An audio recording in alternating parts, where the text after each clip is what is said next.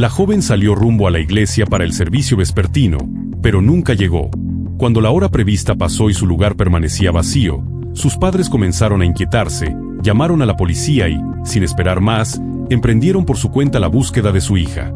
Los detectives se hicieron cargo del caso y, a medida que rastrillaban las primeras pistas, tropezaron con hallazgos capaces de helarle la sangre a cualquiera, datos que apuntaban a una verdad incómoda sobre el destino de esa chica. Zoe Hastings nació el 21 de noviembre de 1996 en Kansas. Era la mayor de 5 hermanos, 3 hermanas menores y un hermano que la seguían a todas partes. Zoe ayudaba constantemente a sus padres a cuidarlos y estaba dispuesta a cancelar cualquier plan si en casa la necesitaban. Su madre y su padre eran profundamente creyentes y pasaban gran parte del tiempo en la iglesia, arrastrando con gusto a toda la familia a actividades y servicios. Con el tiempo se mudaron a Dallas, donde Zoe ingresó a una preparatoria con enfoque artístico. Ahí encontró su elemento. Amaba dibujar y también se subía al escenario en las obras escolares. Incluso alcanzó a trabajar en un estudio de arte en Dallas en sus ratos libres. Durante los veranos se empleaba como salvavidas en la alberca del vecindario, siempre atenta y responsable. Terminó la preparatoria con honores, con puertas abiertas hacia universidades de prestigio. Sin embargo, Zoe decidió esperar antes de continuar con sus estudios. Quería dedicar una temporada a su iglesia, a servir, a encontrarse con su propósito. En octubre de 2015, con apenas 18 años, se preparaba para un viaje con los jóvenes de su congregación y contaba los días con ilusión. El domingo 11 de octubre se alistó para ir a la iglesia, pues en la reunión discutirían los detalles finales de esa salida que tanto la emocionaba.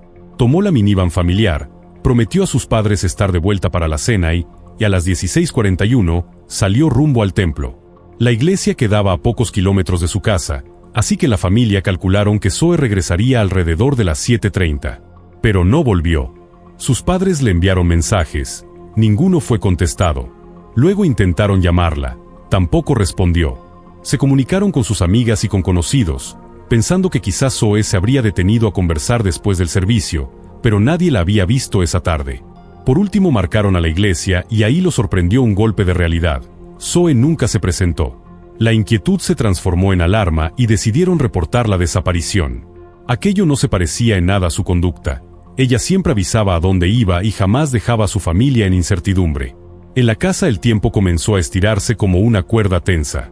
La cena se enfrió en la mesa mientras su madre, con el teléfono en la mano, repasaba una y otra vez los contactos de Zoe. Su padre encendió el auto y recorrió las rutas habituales, cruzó los mismos semáforos, dobló por las calles donde ella había aprendido a manejar, deteniéndose ante cada estacionamiento, cada tienda iluminada, cada lote oscuro. En el tablero, el reloj marcaba minutos que no parecían avanzar. Los vecinos se asomaban a las ventanas cuando escuchaban el motor repetirse y el viento arrastraba hojas secas por las banquetas. No había señales de un choque, ni una llamada anónima, ni el ruido súbito que explica lo inexplicable, solo un silencio obstinado y el asiento vacío de la minivan en el garaje. Cuando los detectives tomaron el caso, empezaron por lo básico: cámaras de tránsito, registros de llamadas, testigos potenciales entre feligreses y comercios cercanos. Analizaron el trayecto más corto hacia la iglesia y las posibles desviaciones por obras o tráfico. Cada minuto entre las 16:41 y la hora en que los padres se dieron cuenta de su ausencia se volvió crucial. Revisaron la rutina de Zoe, sus compromisos en la congregación, sus amistades, sus publicaciones recientes. A medida que el mapa de su último recorrido se delineaba, surgieron puntos de interés que no encajaban con la vida ordenada y transparente de la joven. Un giro imprevisto, una sombra en el ángulo ciego de una cámara, un testimonio ambiguo. Pequeños desajustes que, juntos, comenzaban a dibujar una historia más oscura de lo que cualquiera quería admitir. La espera se volvió insoportable y la familia marcó al 911. Por razones que nunca quedaron del todo claras, los oficiales no acudieron de inmediato al domicilio para tomar el reporte. Ante la falta de respuesta, los padres fueron directamente a la estación, levantaron la denuncia formal y salieron de nuevo a rastrear a su hija. Recorrieron una y otra vez la ruta entre la casa y la iglesia, se metieron por calles aledañas, peinaron estacionamientos, lotes baldíos y retornos. Nada. Las horas se apilaron hasta bordear el amanecer, sin una sola pista que aliviara la angustia. Fue entonces cuando a la madre le cayó una idea como un relámpago. Recordaba que el iPhone de Zoe tenía activada la localización y que ellos podían acceder.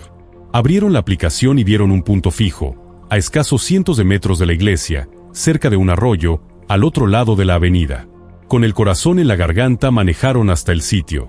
Al llegar, el golpe de realidad los dejó sin aire. Varias patrullas, una ambulancia, elementos de rescate. Se acercaron a un oficial, dijeron el nombre de su hija, y él, con el rostro endurecido, les explicó que ahí se había reportado un accidente vehicular poco antes. La cadena de los hechos empezó con el testimonio de un paseante que sacaba a su perro. Un hombre corrió hacia él, alterado, diciendo que junto al arroyo había ocurrido un choque y que una joven necesitaba ayuda. Juntos fueron hasta el lugar. Lo que el testigo encontró fue una escena teñida de sangre. Llamó de inmediato a emergencias. Cuando las autoridades verificaron la identidad de la víctima, supieron que se trataba de Zoe Hastings. Bastó una mirada profesional para entender que aquello no era un simple accidente. Zoe yacía sobre la tierra, a pocos metros de la minivan familiar, cuyo frente estaba metido parcialmente en el cauce. El charco de sangre a su alrededor hablaba de violencia. En el cuello, los agentes identificaron múltiples cortes. Los padres intentaron acercarse, invadidos por la desesperación, pero los oficiales los detuvieron con firmeza. Nadie merecía ver a un ser querido de esa forma. Había más señales inquietantes. El vestido de Zoe estaba levantado y su ropa interior, desplazada, lo que hizo pensar a los investigadores que el agresor podría haberla violentado sexualmente. Al revisar el vehículo detectaron un detalle crucial. Todas las puertas, excepto la del conductor, estaban cerradas con seguro. Para los detectives, eso sugería que el asesino había conducido la minivan o al menos, había obligado a Zoe a moverse bajo su control. A unos metros del agua, bajo el talud del puente, localizaron un cuchillo empapado en sangre. Todo indicaba que ese había sido el arma homicida. Paralelamente, el teléfono de la víctima se convirtió en una guía silenciosa de sus últimos minutos. El registro de geolocalización mostró que, tras salir de casa, Zoe estuvo cerca de la iglesia poco después de las 5 de la tarde. Según la hipótesis inicial, el ataque y el asesinato ocurrieron en cuestión de minutos. También quedó asentado que la joven hizo una sola parada después de salir, un desvío cuya explicación sería clave para entender la emboscada. En la penumbra del amanecer, los peritos marcaron con pequeñas banderas fluorescentes cada fragmento de evidencia: fibras sobre la alfombra del coche, huellas parciales en la puerta del conductor, un trazo fangoso junto a la llanta delantera. El aire olía a tierra húmeda y a metal, y el murmullo del arroyo parecía un susurro que guardaba secretos. Un dron de la policía trazó un mapa térmico del área, mientras el equipo de criminalística hacía tomas a ras del suelo, cuidando no pisar donde no debían. Cada centímetro era una posible respuesta o una trampa. La escena, por sí sola, contaba una historia de control y premura. Alguien que sabía moverse sin llamar la atención, que aprovechó un intervalo diminuto entre la salida de Zoe y su llegada a la iglesia. No hubo robo evidente, no hubo huida caótica. Hubo intención. Los investigadores, con el sol asomando detrás de los árboles, comenzaron a ensamblar la cronología como si fuese un vidrio roto, una llamada omitida, una puerta que no se abre, un cuchillo bajo el puente. Y en medio de todo, una pregunta que ardía: ¿quién y por qué convirtió un trayecto de rutina en el punto final de una vida prometedora? Zoe había hecho una breve parada en una tienda donde operaba un servicio de renta de DVD. Debía devolver una película. Mientras los peritos examinaban el cuerpo y cada indicio en la escena del arroyo, los detectives salieron a buscar voces que hubieran visto algo alrededor del local. Entrevistaron a decenas de personas hasta dar con dos testigos clave. El primero, Lester Clark, empleado de un estudio de tatuajes contiguo, relató que, cerca de las 16:45, salió a comprar cigarrillos y vio a una joven junto al mostrador de renta. Minutos después la observó volver al estacionamiento y acercarse a una minivan blanca. Entonces apareció un hombre, detuvo la puerta con la mano y le dijo algo. La joven se acomodó en el asiento del pasajero, el sujeto se sentó al volante, y juntos se marcharon. Al mostrarle la foto de Zoe, Lester aseguró que se parecía mucho a la chica que había visto. La escena le pareció tensa, pero no alarmante. Nada evidentemente malo había ocurrido a simple vista. Aportó una descripción: un hombre de piel oscura, de baja estatura, pero de complexión sólida. Estaba demasiado lejos para verle el rostro con precisión. Ya de noche, dijo haber visto al mismo sujeto caminando de regreso hacia la tienda. El segundo testigo, Gary Whitman, un hombre sin hogar que se encontraba del otro lado de la avenida, ofreció un relato coincidente. Aproximadamente a las 16:45, notó que una joven se dirigía a una minivan blanca cuando un individuo se le acercó por la espalda e impidió que cerrara la puerta. El desconocido sacó algo del bolsillo y se lo mostró. Tras eso, La joven se movió al asiento del pasajero y él ocupó el puesto del conductor antes de alejarse del lugar. Gary dio una descripción acorde a la de Lester y añadió que la interacción le pareció sumamente sospechosa, tanto que entró a la tienda para pedir al dependiente que llamara al 911. No hay constancia de que esa llamada se haya realizado. La policía no encontró registro alguno.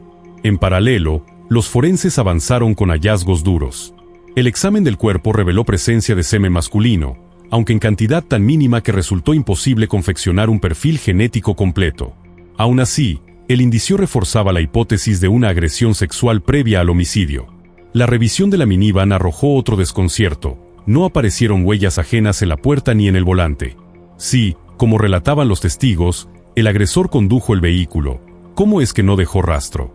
Los investigadores contemplaron la posibilidad de guantes, limpieza posterior o superficies poco propicias para retener impresiones, y mantuvieron abierta la línea de que el atacante hubiera manipulado el entorno con método.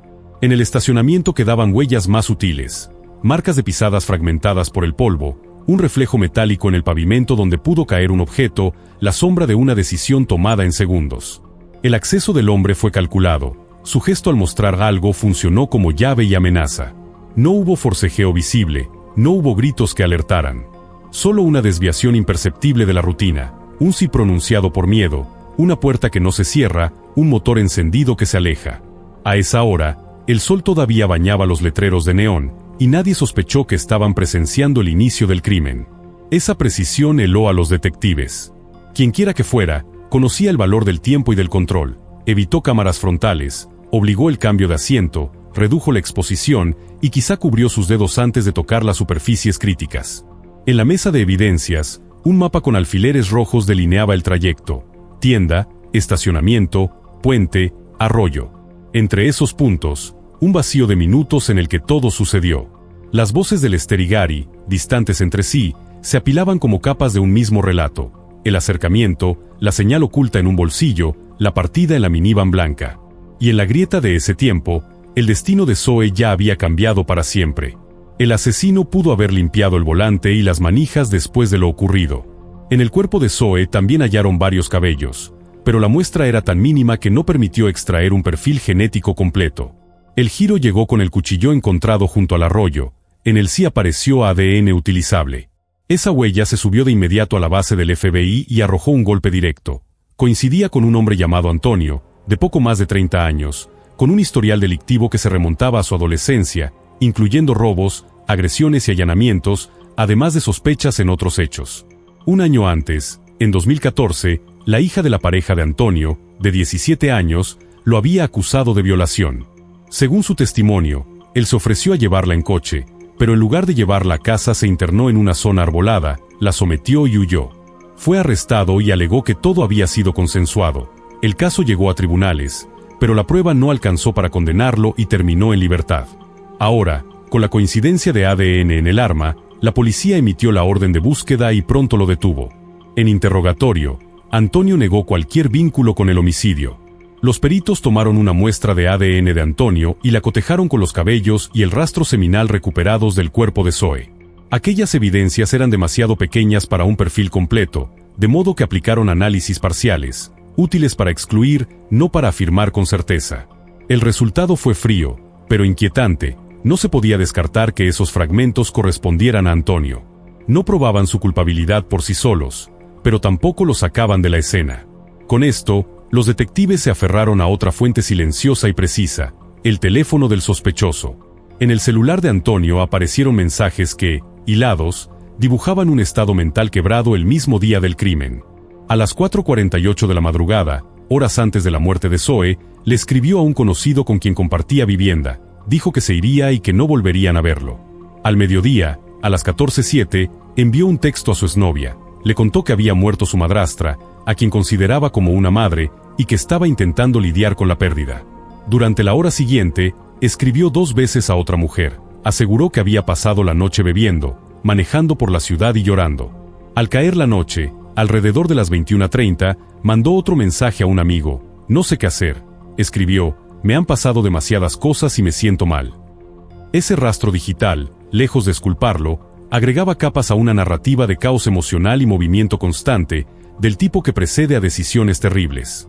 El día posterior al homicidio volvió a escribir, y aunque sus palabras parecían buscar consuelo, el contexto las volvía sospechosas. Cada línea encajaba con las ventanas de tiempo que los investigadores habían delineado con geolocalizaciones, testimonios y la evidencia biológica marcada en el cuchillo. Aquella madrugada en que aseguró haberse perdido por la ciudad, la metrópoli respiraba a ritmo de neón y asfalto mojado. Los semáforos pintaban de ámbar las esquinas vacías, los ventiladores de los locales zumbaban detrás de cortinas metálicas, y un viento tibio arrastraba papeles por los estacionamientos desiertos. En ese paisaje de sombras y luces intermitentes, un conductor sin rumbo puede confundirse con cualquiera, pero los detalles, como migas de pan sobre el pavimento, siempre quedan: el trayecto repetido, una hora que no se explica, un cuchillo que nadie más tocó. La ciudad guarda memoria, aunque sus calles finjan indiferencia. Para los detectives, la coincidencia de ADN en el arma fue la columna vertebral de la acusación, pero no la única. Sabían que un caso sólido se levanta con capas, patrones de conducta, antecedentes que dibujan una forma de operar, mensajes que muestran la deriva emocional y la física implacable de los tiempos y distancias.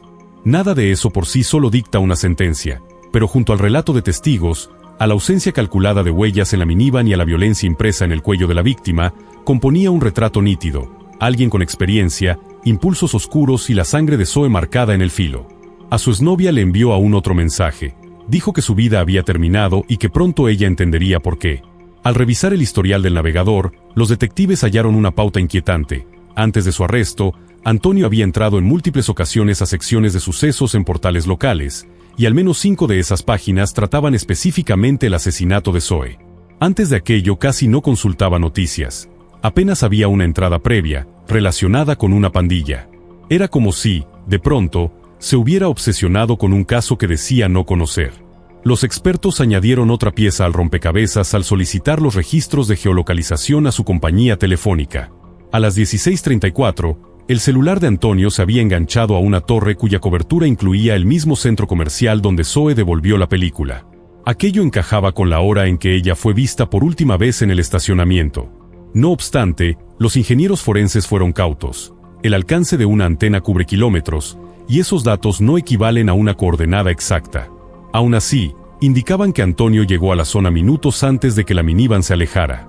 Su domicilio quedaba a bastante distancia, y durante el día su teléfono había estado conectado a otra torre cercana a su casa. Además, 3 días antes se había incorporado a un empleo nuevo en una tienda de abarrotes. El lunes posterior al homicidio faltó a su turno sin explicación. Pese a la cadena de indicios, la única evidencia contundente seguía siendo el ADN de Antonio en la empuñadura del cuchillo. Y ahí residía el riesgo procesal. Sostener un caso de homicidio solo con esa coincidencia es frágil, porque el contacto con el arma no prueba, por sí mismo, el acto de matar. Podría alegarse un uso previo, o una transferencia en circunstancias distintas. A falta de otras huellas, videos claros o testigos que lo vieran agredir, los investigadores asumieron el costo y enviaron el expediente a juicio. La narrativa de la fiscalía fue directa. Cuando Zoe regresó al auto, Antonio se le acercó, mostró un cuchillo y, bajo amenaza, la obligó a pasar al asiento del pasajero. Él tomó el volante. La acusación hiló sus mensajes como prueba de un estado anímico quebrado por la supuesta muerte de una familiar y por el alcohol, un terreno fértil para la impulsividad y la violencia. Según esa versión, Antonio decidió secuestrar a Zoe para someterla sexualmente. La elección habría sido azarosa. Ella estaba ahí, a esa hora, con las llaves en la mano y la rutina desarmada por un instante. El resto fue un trayecto breve, fuera del foco de las cámaras y del amparo de los testigos, hasta el arroyo donde todo terminó. En el reacomodo silencioso de la sala de audiencias, la estrategia se volvió un duelo de probabilidades. La defensa insistió en que el contacto con el arma no implica homicidio y que los datos de antena solo muestran cercanía, no presencia. La fiscalía, en cambio, apiló capas: el patrón de búsqueda de noticias, la ausencia al trabajo justo después, los mensajes que anticipan una despedida, el tiempo que encaja con la geolocalización y el cuchillo con su perfil genético. No había una sola prueba irrefutable, pero el conjunto dibujaba una silueta difícil de ignorar. En esa tensión, el jurado tendría que decidir si la suma de fragmentos alcanzaba para reconstruir la verdad. Mientras tanto, los investigadores repasaron los minutos previos al rapto como quien detiene un reloj en cada tic. A las 16:34, el teléfono del sospechoso roza la zona. A las 16:45, testigos ven a la joven abordar la minivan guiada por otro. Poco después, el camino se oscurece. El guión del crimen parece escrito en huecos. No hay huellas en el volante, no hay video nítido, no hay gritos. Sin embargo, hay un patrón de conducta que antecede y una evidencia que persiste en el arma. Lo que falta es la voz del propio instante, ese segundo en que una amenaza vuelve obediente a una víctima y empuja la historia hacia un punto de no retorno. La ciudad aprendió a convivir con la noticia. Gente que no conoció a Zoe encendió velas, dejó flores, compartió su retrato con mirada franca. En esa marea anónima, la narrativa forense y la emocional se encontraron, la necesidad de justicia y la necesidad de certeza. Puede que la ley requiera grados rigurosos de prueba, pero la memoria colectiva reclama que nadie vuelva a tomar una llave, cruzar un estacionamiento y desaparecer entre luces de neón. Los nombres de los culpables a veces se esconden en estadísticas. Aquí, un filo de metal habló más alto que la noche. El acusado vio una oportunidad y la tomó. Condujo a Zoe hasta el arroyo, una hondonada rodeada de árboles que la ocultaba de cualquier mirada.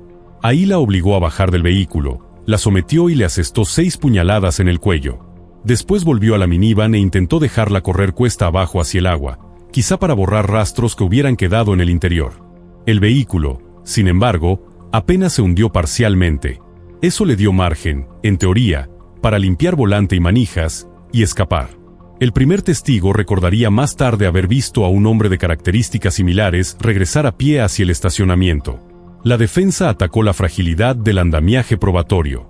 Sostuvo que muchas piezas ni siquiera calificaban como indicios robustos. Los perfiles parciales de cabello y fluido solo impedían excluir a Antonio, pero no acreditaban pertenencia inequívoca.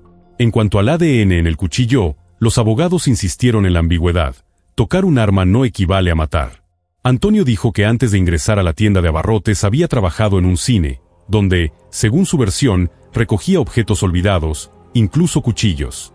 Nadie pudo confirmar ese relato. Y si un tercero dejó el cine con el arma y la usó para el homicidio, tendría que haber conservado intacto el rastro genético de Antonio en la empuñadura, algo difícil de sostener sin contaminar. También intentaron minar la credibilidad del segundo testigo, el hombre sin hogar. Tenía una orden de arresto por violar condiciones de libertad anticipada, y la defensa quiso excluir su testimonio por ello.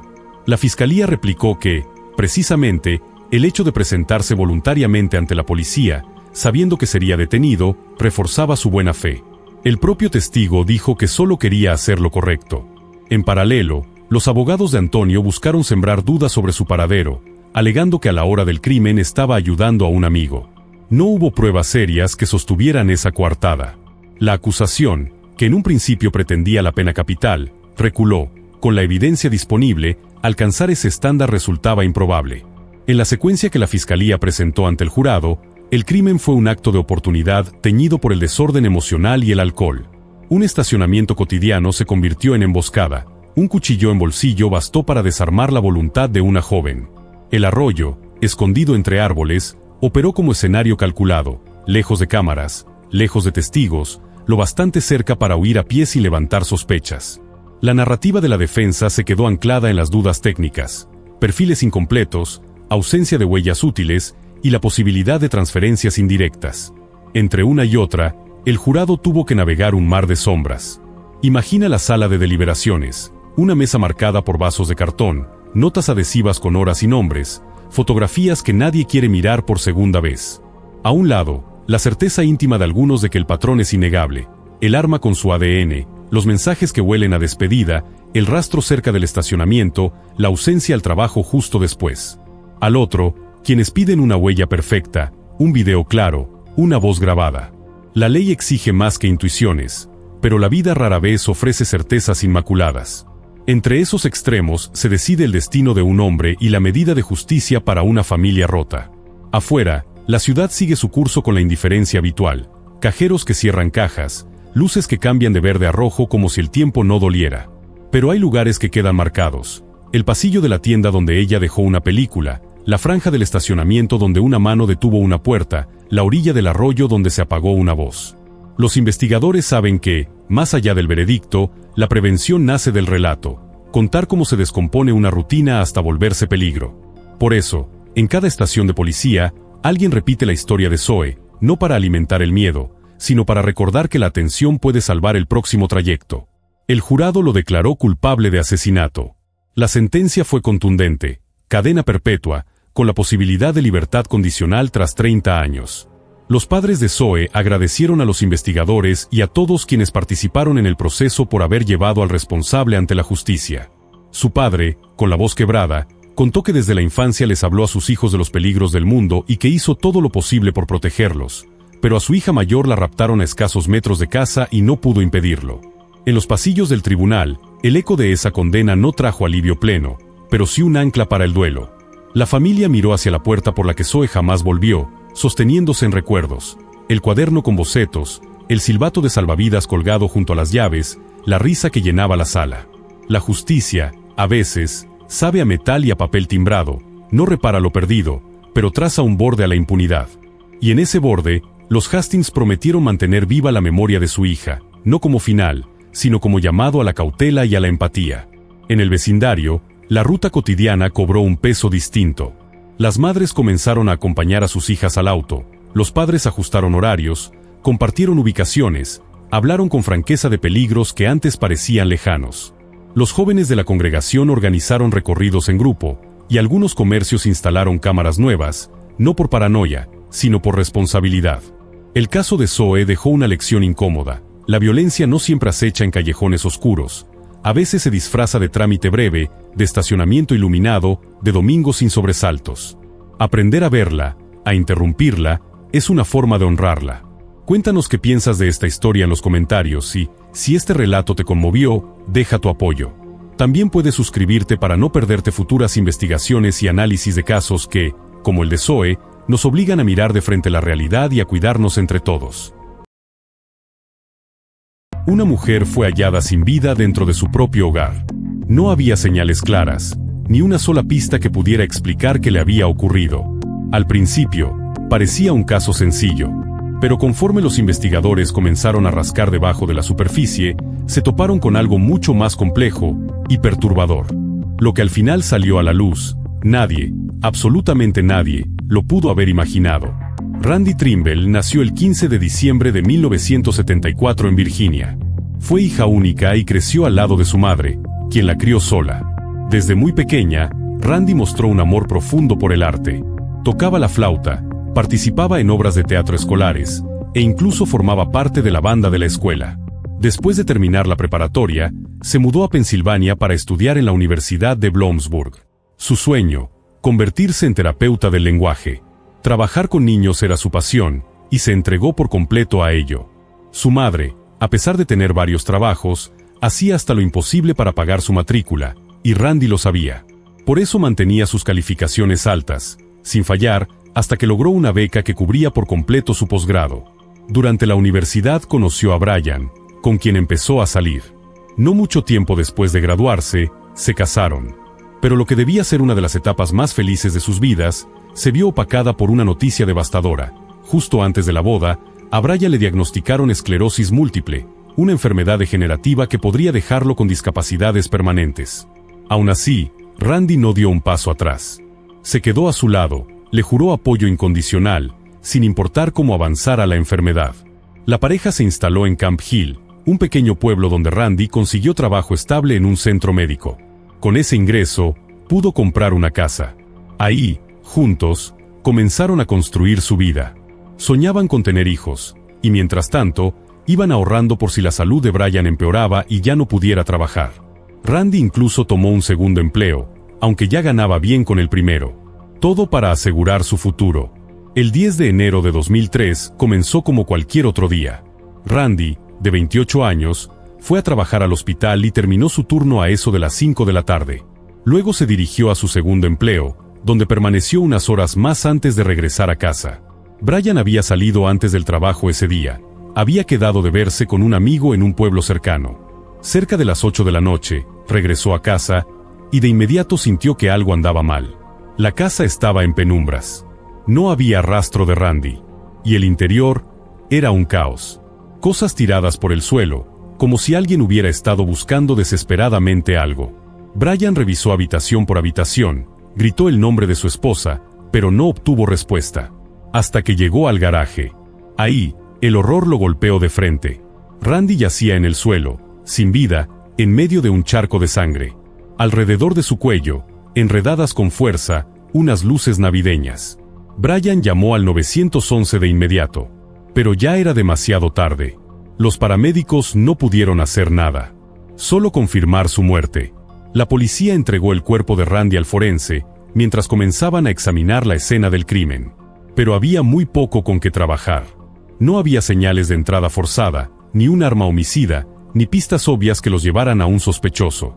El equipo forense recolectó cada huella posible y las envió al laboratorio, con la esperanza de que alguna correspondiera al asesino. También notaron que faltaba dinero en efectivo y algunas de las pertenencias de Randy, entre ellas, un anillo de diamantes y oro. Pero lo que descubrió el forense fue aún más escalofriante. Randy había sido apuñalada 27 veces. Esa fue la causa de su muerte. También detectaron que el atacante intentó estrangularla, sin éxito. No había signos de agresión sexual. En apariencia, todo indicaba que se trataba de un robo que terminó en tragedia. Uno de los ventanales estaba abierto, y los detectives pensaron que el asesino pudo haber entrado por ahí. Pero desde el inicio, esa teoría les generó dudas. La brutalidad del ataque sugería algo mucho más íntimo, más personal. Y pronto, sus sospechas se centraron en alguien cercano, su esposo. Amigos y familiares les dijeron a los investigadores que Randy y Brian atravesaban problemas en su matrimonio. El centro de los conflictos era, principalmente, la enfermedad de Brian. Randy siempre estaba preparada para lo peor, ahorrando cada centavo por si le empeoraba. Brian, en cambio, se negaba a vivir con miedo. Esas diferencias causaban constantes discusiones. Para la policía, aquello ya era suficiente para considerarlo un posible motivo. Sin embargo, muy pronto se dieron cuenta de que Brian tenía una coartada sólida. El forense determinó que la hora de la muerte fue alrededor de las 7:30 de la tarde. En ese preciso momento, Brian se encontraba en otra ciudad, reunido con un amigo. La policía investigó, y efectivamente, estaba en una cafetería, con varios clientes y empleados que confirmaron su presencia. No había forma de que hubiera manejado hasta casa, cometido el crimen y regresado sin ser notado. El pueblo donde Brian se reunió con su amigo quedaba a casi una hora de distancia. Para la policía, eso fue suficiente para descartarlo como sospechoso. La familia de Randy también lo defendió con firmeza. Estaban seguros, él jamás habría sido capaz de hacerle daño. Y, siendo honestos, ni los mismos detectives creían que tuviera la fuerza física para cometer un crimen tan violento. Aunque la enfermedad apenas comenzaba a manifestarse, Brian ya batallaba con tareas físicas sencillas.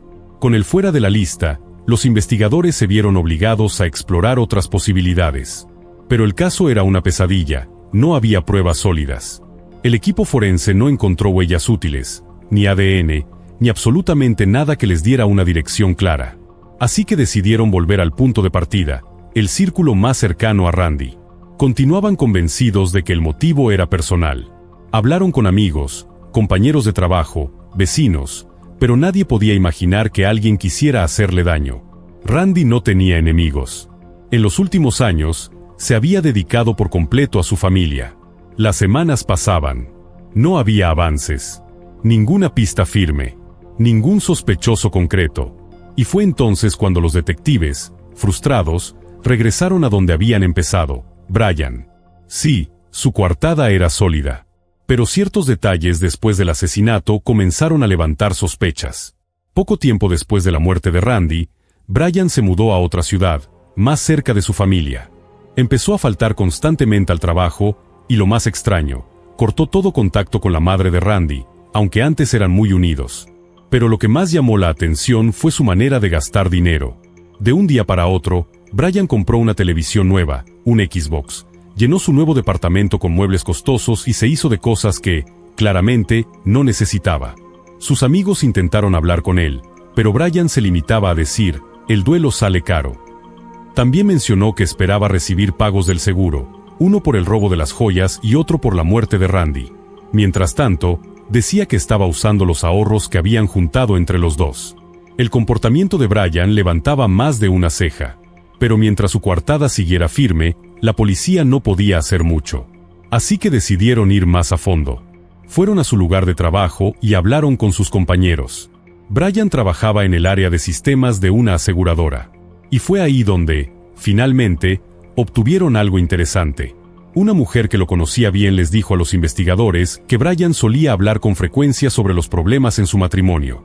Según ella, se quejaba de que Randy era demasiado controladora, que no le permitía disfrutar su vida, que revisaba cada gasto, cada centavo. Al parecer, todo se había vuelto tan tenso, que unas semanas antes de la muerte de Randy, Brian les confesó que pensaba pedirle el divorcio. Pero luego, algo cambió. De pronto comenzó a decir que todo estaba bien, que ya no pensaba separarse. Antes de terminar la entrevista, aquella mujer le sugirió que hablaran con alguien más. Un compañero del trabajo con quien Brian tenía una relación muy cercana, Blan. Blan también trabajaba en el área de IT. Se llevaban de maravilla gracias a su afición compartida por los videojuegos y las películas de terror. Incluso, Blan había escrito el guión de una película de bajo presupuesto que soñaba con filmar algún día. Algo estilo el proyecto de la Bruja de Blair. A Brian le encantó la idea. Hablaban del tema todo el tiempo, en cada descanso, en cada café. Pero otro compañero notó algo inusual. En las semanas previas al asesinato, todo eso se detuvo. Ya no hablaban de películas, ni de videojuegos. Ahora sus conversaciones eran breves y en voz baja, como si no quisieran que nadie más los escuchara. Para los detectives, eso encendió las alarmas. Empezaron a sospechar que Blan podría saber algo sobre la muerte de Randy. Pero en lugar de llamarlo de inmediato, decidieron jugar con inteligencia, presionar primero a Brian y ver que salía a flote. Mantuvieron el contacto con él bajo el pretexto de aclarar detalles menores. Brian ya se había acostumbrado a las preguntas. Pero esta vez, los detectives le hicieron una propuesta diferente. Querían que los acompañara a la escena del crimen y que los guiara, paso a paso, por todo lo que ocurrió esa noche. Brian aceptó. Y fue entonces cuando las cosas empezaron a desmoronarse. Mientras caminaba por la casa y describía cómo había encontrado a Randy, su relato comenzó a mostrar grietas. La primera vez que habló con la policía, había dicho que no tocó el cuerpo, que llamó al 911 inmediatamente. Pero ahora aseguraba que había sostenido su mano, incluso que la abrazó. Había otros detalles pequeños, pero importantes, que no coincidían con su testimonio original. Para los detectives, era una señal clara, algo no encajaba. Desde ese momento, no lo soltaron. No tanto para obtener nuevas pistas, sino para mantenerlo nervioso. Le hicieron sentir que estaba bajo vigilancia constante. Intervinieron su teléfono. Lo siguieron a todas partes. Y se aseguraron de que lo supiera. Todo eso era solo el principio del siguiente paso en su estrategia. A principios de mayo, 5 meses después del asesinato de Randy, la policía volvió a citar a su esposo para un nuevo interrogatorio. Esta vez, no iban a andarse con rodeos. Frente a frente, le pusieron todas sus sospechas sobre la mesa. Le señalaron su comportamiento extraño tras el crimen, las inconsistencias en su relato, los gastos desmedidos, los testimonios de sus compañeros de trabajo, todo. Y entonces, uno de los detectives lanzó una frase que cambió por completo el tono de la conversación. Sabemos que tú no mataste a Randy, pero también sabemos que sabes quién lo hizo. Fue ahí cuando la estrategia dio resultado.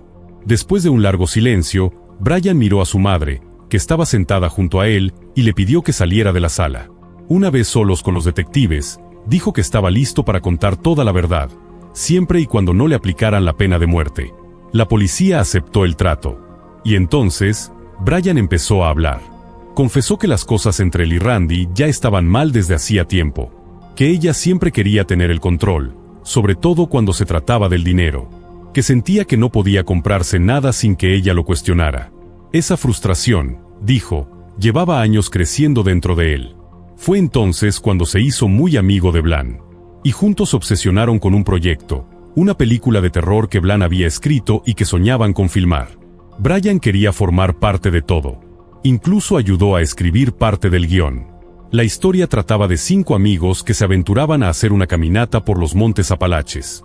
En el trayecto, encontraban un pueblo minero abandonado, y sin querer, liberaban el espíritu vengativo de un hombre muerto que empezaba a cazarlos uno por uno. Blan y Brian ya tenían todo listo para comenzar el rodaje. Pero había un gran problema: el dinero. Aunque era una película de bajo presupuesto, necesitaban al menos $10,000 para cubrir sueldos, equipo y gastos generales. Blan no tenía esa cantidad. Así que Brian se ofreció a financiar el proyecto con los ahorros que él y Randy habían juntado, los mismos que ella guardaba en caso de que su salud empeorara. El plan era simple: harían la película, atraerían la atención de algún estudio importante, ganarían dinero, y luego Brian repondría todo con intereses. Pero Randy se negó. No confiaba en invertir tanto dinero en algo tan riesgoso. Además, le parecía peligroso que Brian, con su condición, participara en un rodaje que implicaba pasar días enteros en medio de las montañas, fuera del alcance de cualquier ayuda médica. Al final, Brian tuvo que renunciar al proyecto, y Blan no se lo tomó nada bien. Aún así, Blan siguió adelante por su cuenta. Consiguió el dinero de otras formas, contrató actores y se fue a los Apalaches a filmar. Durante una semana entera, no paró de grabar. Según todos los que participaron, estaba emocionado, entusiasmado, parecía vivir su sueño. Pero en realidad, todo se estaba derrumbando. Para financiar la película, Blan había reventado todas sus tarjetas de crédito, incluyendo las de su esposa. Ella no supo nada, hasta que empezaron a llegar las facturas. Cuando descubrió que había acumulado más de $18,000 en deudas, lo dejó. Se fue llevándose a su hijo recién nacido. Aún así, Blan seguía convencido de que la película arreglaría todo.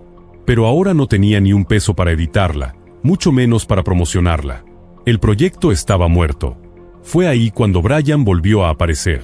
Seguía queriendo formar parte de la película y ahora estaba más que dispuesto a financiar su lanzamiento. Pero había un obstáculo, Randy. Y entonces ocurrió lo impensable. Entre los dos comenzaron a idear un plan. ¿Cómo podían acceder a los ahorros de Randy? ¿Cómo podían usar ese dinero, sin que ella estuviera en el camino? La respuesta fue tan espantosa como sencilla: había que matarla. Durante los meses siguientes, Brian y Blan trabajaron en lo que creían sería el crimen perfecto. Inspirados por las mismas películas de terror que tanto amaban, armaron su plan paso a paso. La idea era fingir que Randy había muerto durante un robo. Eso, además, activaría el seguro por las joyas robadas. Pero no era todo. También esperaban cobrar $100,000 del seguro de vida de Randy. Lo más importante era que Brian no cayera como sospechoso.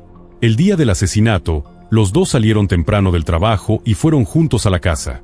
Allí, destrozaron el lugar para montar la escena. Luego, Brian se fue a un pueblo cercano para encontrarse con un amigo y así establecer su coartada. Blan se quedó en la casa, esperando. Cuando Randy entró, Blan la atacó. Primero intentó estrangularla con un cable. Pero Randy peleó. Luchó con todo lo que tenía. Y entonces, Blan tomó un cuchillo y la apuñaló una y otra vez. Después del ataque, escapó. Se deshizo de los guantes de hule que había usado para no dejar rastros.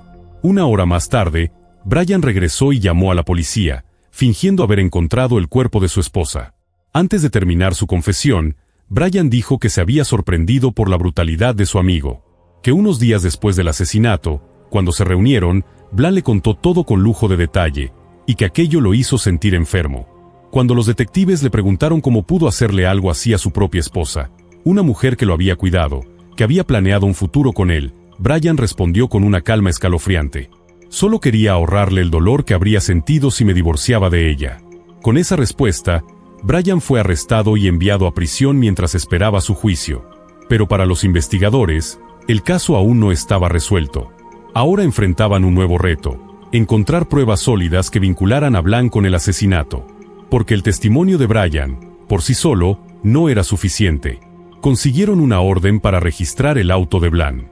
Y lo que encontraron fue más que sospechoso: un recibo con varias compras hechas el mismo día del crimen.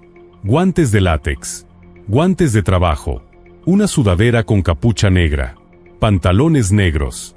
La policía fue a la tienda donde se hizo la compra y pidió revisar si esa misma tarjeta había sido usada para algo más. Fue ahí donde todo cambió. El sistema mostró una segunda transacción con la misma tarjeta, la compra de un cuchillo grande. Los detectives consiguieron el mismo modelo exacto y se lo llevaron al médico forense. Tras analizarlo, confirmó lo impensable: la hoja coincidía con las heridas encontradas en el cuerpo de Randy. Pero justo cuando todo parecía encajar, surgió un obstáculo inesperado. Tras hablar con amigos de Blan, los detectives supieron que él también tenía una supuesta coartada. Dos amigos aseguraban haber estado con él en su departamento alrededor de las 7:30 de la tarde, la hora estimada del asesinato. Si eso era cierto, no habría tenido tiempo suficiente para matar a Randy y regresar. Pero hubo un detalle que lo cambió todo. Los amigos dijeron que después de ver a Blan, pasaron por una gasolinera. La policía obtuvo el recibo de esa compra para verificar el horario, y ahí encontraron su respuesta. El recibo marcaba las 8:30 de la noche, no las 7:30. Eso significaba que Bland había tenido tiempo suficiente para cometer el crimen y volver a su casa. Con todas las piezas finalmente en su lugar, los detectives presentaron cargos formales contra Bland y lo arrestaron. Hasta ese momento, no habían tenido casi contacto directo con él. Y cuando llegaron a su puerta, Bland se desmayó en el acto. A pesar de la montaña de evidencia en su contra, Bland se negó a confesar. Insistía en que era inocente. Pero cuando el juicio se acercaba, y los fiscales anunciaron que buscarían la pena de muerte, cambió de postura.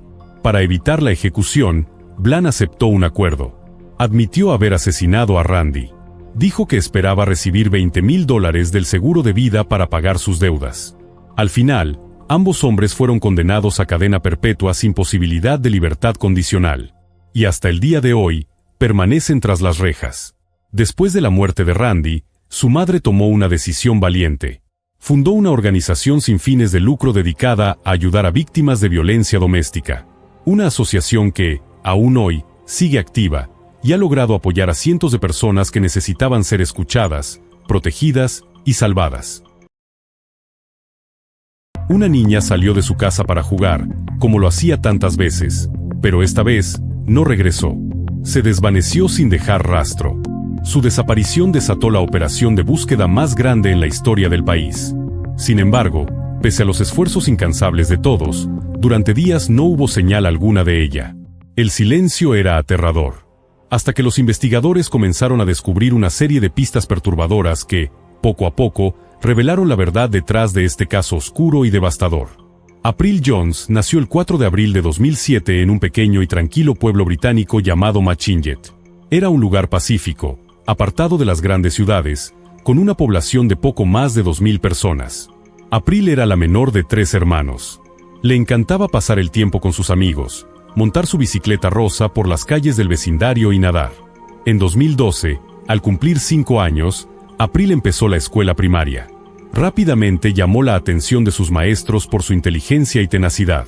Era sociable, carismática, y siempre hacía nuevos amigos con facilidad. El 1 de octubre de 2012, April asistió a su clase de natación en un centro deportivo local, mientras sus padres acudían a una reunión escolar. Al volver a casa, invitó a una amiga a ver caricaturas. Todo parecía un día normal. Alrededor de las 7 de la noche, April pidió permiso para salir un rato más. Su madre dudó, ya estaba oscureciendo. Pero April insistió, recordándole que el día anterior se había portado bien en la escuela. Como recompensa, su madre finalmente accedió. Solo les pidió a las niñas que no se alejaran demasiado. April tomó su bicicleta y salió. 20 minutos después, su madre salió a llamarla, pero April no estaba por ningún lado. La preocupación fue inmediata. Empezó a buscar por las calles cercanas, revisando entre los edificios del complejo donde vivían. Nada. Desesperada, encontró a la amiga de April y le preguntó si sabía dónde estaba. La respuesta fue escalofriante. La niña le contó que un auto se había detenido junto a ellas. April habló con el conductor, subió al vehículo, y se fueron.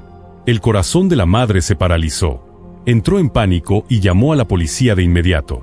En cuestión de minutos, los oficiales llegaron al lugar y comenzaron a interrogar a la amiga de April. Ella describió el vehículo como una furgoneta gris.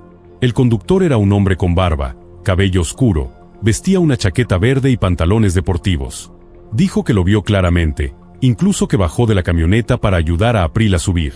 Luego, la madre explicó algo importante. April tenía parálisis cerebral, lo que le dificultaba subirse a un vehículo por sí sola. Era un detalle crucial. Pero había algo más. La amiga de April afirmó que la niña se subió por el lado del conductor. Eso llamó la atención de inmediato. En el Reino Unido, los vehículos tienen el volante en el lado derecho. Esto indicaba que la camioneta podría tener el volante al lado izquierdo, un detalle inusual, pero clave. Todo apuntaba a un secuestro. La policía declaró el caso como incidente crítico y se activó una operación de búsqueda a gran escala. Se emitió una alerta con la descripción del sospechoso y el vehículo. La noticia corrió como pólvora. Primero en la comunidad, luego en todo el país. Decenas de personas se congregaron frente a la casa de April, dispuestas a ayudar. Pero en ese momento, la multitud dificultaba el trabajo de los oficiales, que necesitaban ir puerta por puerta interrogando a los vecinos. Las redes sociales se llenaron de mensajes y llamados a la acción. Voluntarios de todas partes comenzaron a llegar. La búsqueda continuó durante la noche, a pesar de la lluvia y la oscuridad. Era tan urgente la situación, que hasta los trabajadores del servicio de recolección de basura abandonaron sus labores para unirse a la búsqueda. Muy pronto, el caso llegó a los medios nacionales. Las autoridades lanzaron un llamado público pidiendo cualquier información. Compartieron la fotografía de April y la descripción del hombre sospechoso. En cuestión de horas, empezaron a llegar reportes, llamados y posibles pistas. Pero por más que buscaban, no había rastro de ella. Durante esas primeras horas peinaron el pueblo entero. Nada. El siguiente paso era revisar los campos y bosques que rodeaban la zona, pero era más fácil decirlo que hacerlo. La noche era densa, la lluvia persistente, y el terreno, complicado y hostil. Aún así, los equipos no se detuvieron. Continuaron hasta el amanecer. Con la luz del día, aún más personas llegaron a ayudar, incluso desde otras ciudades. Mientras tanto, la policía amplió la búsqueda y colocó alertas de persona desaparecida en autopistas y vallas electrónicas a las afueras del pueblo. La esperanza seguía viva. Pero el tiempo corría, y April seguía sin aparecer. El caso ya se había propagado por todo el país. La policía recibía llamadas sin parar, miles de pistas llegaban cada hora, pero la mayoría no llevaban a ningún lado. Sin embargo, esa mañana, un nombre comenzó a repetirse una y otra vez. Un nombre mencionado por varios testigos. Un residente local, Mark Brille, de 46 años. Rápidamente se convirtió en una persona de interés, y había buenas razones para ello. En primer lugar, coincidía con la descripción física del sospechoso. En segundo lugar, era uno de los pocos en la zona que manejaba un vehículo con el volante a la izquierda. Pero la señal más alarmante fue un testimonio que colocaba el auto de Brille cerca del vecindario de April justo en el momento de su desaparición. Los investigadores empezaron a indagar en su pasado, y lo que descubrieron los dejó inquietos. Brille tenía un historial delictivo extenso. Aunque la mayoría de sus delitos eran considerados menores o moderados, había sido arrestado varias veces por agresiones, robos y por conducir sin licencia. No era un hombre confiable. La policía rastreó varias direcciones donde podría estar escondido. Enviaron patrullas a todos los puntos al mismo tiempo, pero ni Brille ni su vehículo aparecían. Fue entonces cuando ocurrió un giro inesperado. Un helicóptero policial lo localizó caminando a su perro, no muy lejos de su casa. Pero lo que llamó la atención no fue su ubicación, fue su comportamiento. Durante casi media hora el helicóptero sobrevoló su posición, y Brille no levantó la vista ni una sola vez. Ni curiosidad, ni nerviosismo. Nada. Momentos después, un oficial se le acercó y le pidió que se identificara. Brille dijo su nombre, y enseguida añadió: «Sé de qué se trata esto». Entonces vino la pregunta que todos estaban esperando: ¿dónde está April? Su respuesta fue tan inmediata como desconcertante: fue un accidente. La atropellé con mi coche. En ese momento, fue arrestado y llevado a la estación de policía. Durante el trayecto, siguió hablando sin que nadie le hiciera preguntas. Dijo que no sabía dónde estaba April, que había tenido un apagón mental. Según él, tras atropellarla accidentalmente, la encontró inconsciente. Entró en pánico, la subió al coche y trató de darle primeros auxilios, pero nada funcionó. Afirmó que luego su mente se quedó en blanco durante horas y que, cuando volvió en sí, el cuerpo de April ya no estaba. Brille aseguró que pasó toda la noche buscándola, caminando por los campos y los bosques. También afirmó que no sabía quién era ella hasta ver su rostro en las noticias al día siguiente. Pero los detectives no creyeron ni una palabra. Había demasiadas contradicciones. La más evidente, la amiga de April. Ella había visto todo. Recordaba claramente a April hablando con el conductor, subiendo voluntariamente a la camioneta con su ayuda, completamente consciente. Pero Brille insistía en que la atropelló y la cargó inconsciente. Sus versiones simplemente no coincidían. Después, estaba su supuesto apagón. Difícil de creer por sí solo. Pero lo que lo hacía aún más sospechoso era lo que hizo después del crimen. Brille se afeitó la cabeza y la barba. Un intento evidente de cambiar su apariencia. Estaba tratando de no ser reconocido. A pesar de esto, él seguía con la misma historia. Cuando se le confrontó con las contradicciones, cambió su versión ligeramente. Ahora decía que estaba borracho ese día, y que eso explicaría su pérdida de memoria. Aún así, Afirmaba que no recordaba qué hizo con el cuerpo, pero estaba seguro de que April estaba muerta y en un lugar seguro. Los investigadores no consiguieron la verdad de sus labios. Así que centraron su atención en su casa. Apenas entraron, algo los golpeó de inmediato: el fuerte olor a productos de limpieza.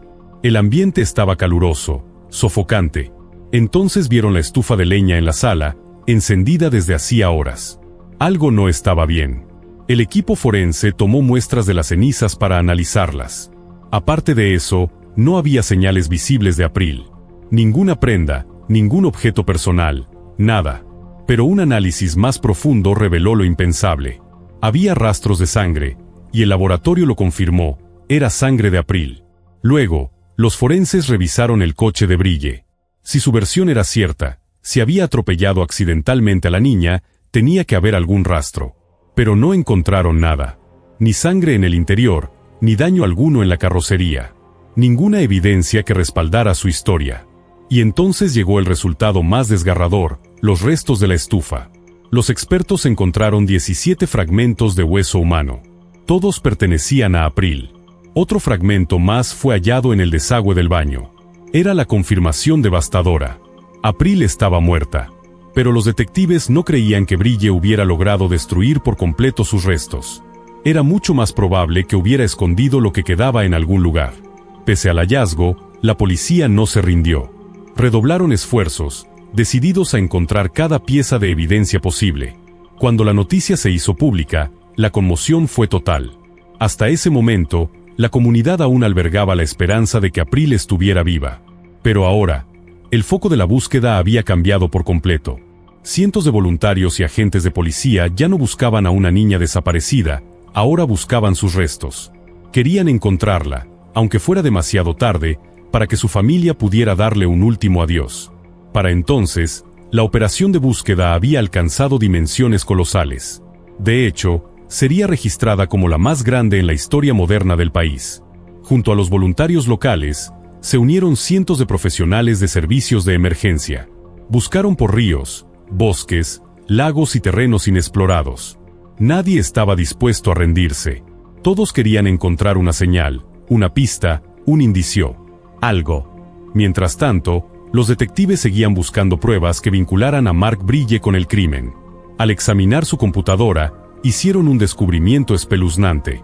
Estaba repleta de contenido ilegal, específicamente material relacionado con menores. Y no solo eso, también había almacenado fotografías de víctimas de casos de alto perfil, de aquellos que habían conmocionado al país entero. Pero lo más perturbador estaba aún por llegar. Entre las imágenes encontradas había decenas de niños del mismo pueblo. Entre ellos, April y su hermana mayor. Todo indicaba que Brille había estado descargando fotografías desde redes sociales. La investigación dio un giro aún más inquietante cuando la hermana de April reveló que, meses antes del secuestro, Brille le había enviado una solicitud de amistad en línea. Lo había comentado con su padre, quien reconoció de inmediato el nombre. Había conocido a Brille en los años 90, pero hacía mucho que habían perdido contacto. La solicitud le pareció extraña. ¿Por qué un hombre adulto querría entablar contacto con su hija adolescente? Guiado por su intuición, le dijo que no aceptara. Esa advertencia, tiempo después, cobraría un peso enorme. Un dato más que dejó helados a los investigadores. Brille era padre. Tenía 6 hijos de 4 mujeres diferentes. Sin embargo, al momento de la desaparición de April, vivía solo. Y lo más inquietante, era que tenía un patrón. Con frecuencia, se involucraba con mujeres que tenían hijos pequeños. A la luz de lo que se encontró en su computadora, ese detalle adquiría un significado siniestro. No había duda, estaban tratando con un depredador. Al profundizar en su pasado, se reveló otra constante: nunca mantenía un empleo por mucho tiempo. Iba de trabajo en trabajo, de historia en historia. A veces, afirmaba haber servido en las Fuerzas Armadas, e incluso decía que había tenido que cambiar de identidad por cuestiones de seguridad nacional. Todo eso era mentira. Lo más desconcertante fue que repitió esa historia durante los interrogatorios. Insistía en que había servido a su país, que era una buena persona, que jamás haría algo así intencionalmente. Pero a estas alturas, los detectives sabían con quién trataban. No era solo un criminal. Era un mentiroso compulsivo. Un hombre que, incluso cuando se le enfrentaba con pruebas claras, Seguía aferrado a sus mentiras. Y había más. Brille le decía a todo el mundo que sus padres estaban muertos, pero no lo estaban. Seguían vivos. Días antes del secuestro, su pareja lo había dejado. Las personas cercanas a él contaron que no lo tomó nada bien. Cayó en el alcohol, se encerró en sí mismo, y su comportamiento se tornó errático. Los expertos que revisaban su computadora hicieron otro hallazgo atroz. Solo unas horas antes de la desaparición de April, Brille había enviado mensajes a 3 mujeres distintas, pidiéndoles verse. Todas lo rechazaron. Poco después, Brille accedió a su carpeta de contenido ilegal. La culpabilidad parecía cada vez más evidente. Pero faltaba una pieza clave, el cuerpo de April. Sin él, la investigación no estaba completa.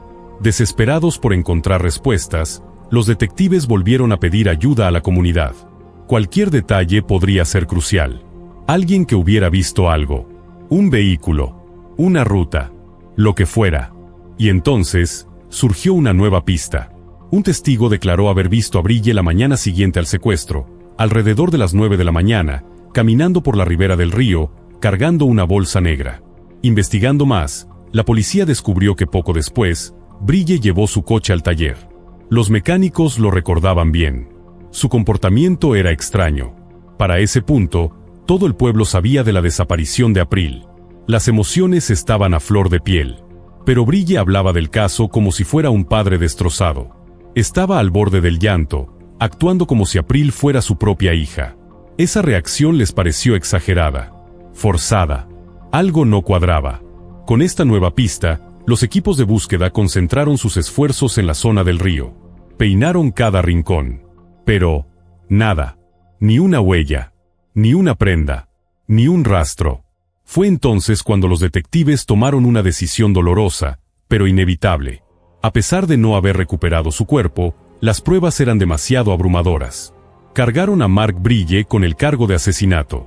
Con la sangre de April encontrada en su casa, la policía reconstruyó lo que creían que había sucedido. Según su teoría, Brille había logrado atraer a April hasta su vehículo con algún pretexto, y después, se la llevó. De regreso en su casa, Mark Brille cometió un acto atroz. Abusó de April, y luego la asesinó. Después, comenzó a deshacerse de su cuerpo. Los investigadores descubrieron que Brille había trabajado en un matadero. Sospechaban que había utilizado esos conocimientos para desmembrar el cuerpo de April antes de incinerar parte de sus restos en la estufa de leña. Pero los expertos forenses fueron claros. No había forma de que se hubiera deshecho de todo. Eso significaba que el resto tenía que estar escondido en algún lugar.